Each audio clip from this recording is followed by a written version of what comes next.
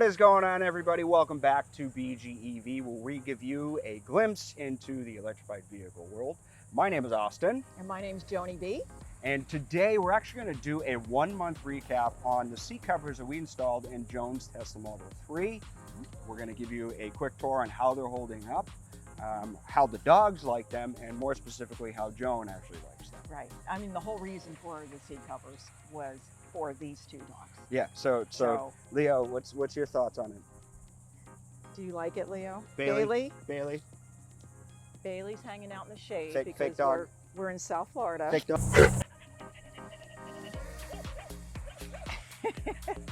All right. Let's get into it. Let's do it.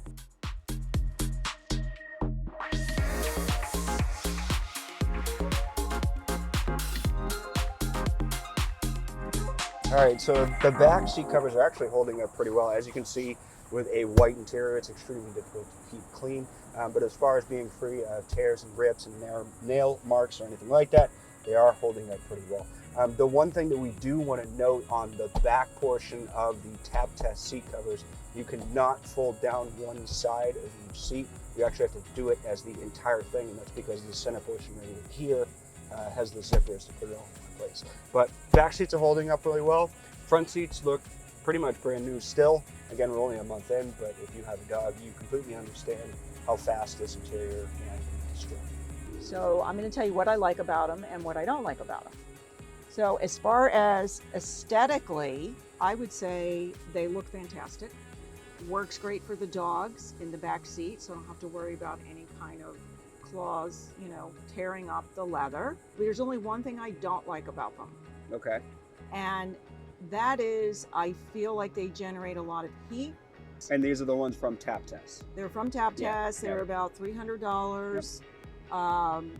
In hindsight, probably would have opted for something that was a little bit thinner or maybe more breathable, which means I could have upgraded to I think they have a Napa leather. Yep. So it's a little bit more money, but in hindsight, You think it's a little bit more worth it? I think it would be worth it. Basically because I live in South Florida, Yeah. and it's very hot And anyway. these seats, factory seats, are not ventilated either. They're not ventilated seats, so I do feel like they generate a little bit more heat. That may just be because we're in South Florida. Yeah. So on 1 to 10 scale, you say you would never recommend. 10 scale all the way up saying you would recommend. Where would you put it? 7.5. So they're a good value for money. They're a good value, yes. I think that if you don't live in South Florida, it would be perfect.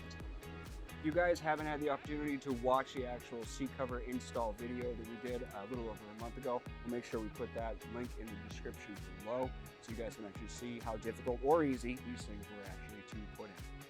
But as that being said, Joan and I are actually going to go for a ride because you have other questions about this, right? I do. So after riding it for about a month now, I have some questions about things that I can't figure out how to use. So I'm hoping you can help me. Specifically on the Tesla Model 3, so we'll get into that. But don't forget to hit the subscribe button. Make sure you throw us a like on this video and any of the other videos that we do. And also leave your comments down below if you have questions about the Tesla Model 3 or any videos that we actually do. Other than that, let's go. Okay, so what do we do about this?